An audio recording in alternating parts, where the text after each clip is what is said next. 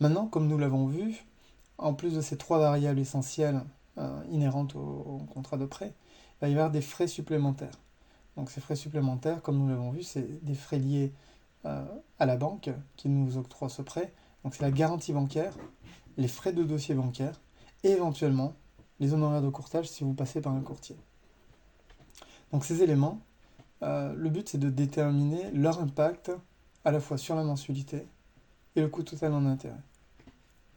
Donc on va calculer le total de financement, donc ce total du projet qui tient compte du capital et des frais annexes. Donc j'ai pris 2300 € pour la garantie bancaire, c'est à peu près entre 1 et 1,3% du capital emprunté selon les banques. Les frais de dossier qui sont en moyenne de 600 € et les honoraires de courtage qui sont de 1% du montant emprunté. Donc on reprend les mêmes fonctions Excel, donc toujours de la même manière, versement par mois.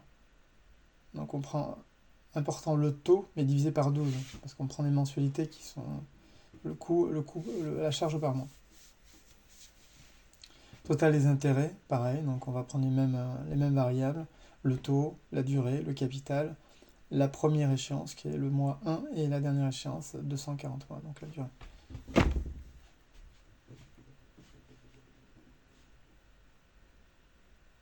Et donc calcul en fin de période. Donc on voit l'impact de ces coûts annexes sur à la fois la mensualité et le coût du prêt. Frais annexes qui sont à peu près de 5 000 €. Ces 5 000 € vont augmenter le coût total du prêt de presque 3 000 €.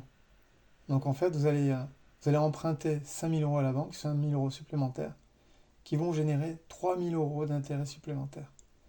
Donc parfois, il est intéressant de se poser la question, est-ce que je fais l'apport des frais ou pas ? Parce que l'impact, comme vous le constatez, est quand même assez important sur la durée. On a quasiment 50% d'intérêt correspondant au financement de ces coûts. Donc c'est l'impact du taux sur 20 ans, tout simplement. Maintenant, le choix peut être fait de demander à la banque de financer la totalité des frais. Pour des raisons soit d'investisseurs, on n'a pas envie de faire l'apport de frais, on a de l'épargne qui est déjà placée. Donc l'idée c'est, avec cet outil, c'est de voir à la fois l'impact de ces frais sur le coût total des intérêts, mais aussi de manipuler les trois variables donc, qui sont le capital emprunté, la durée du prêt et le taux d'intérêt. Nous verrons plus tard, donc on développera cet outil qui nous permettra de voir plus tard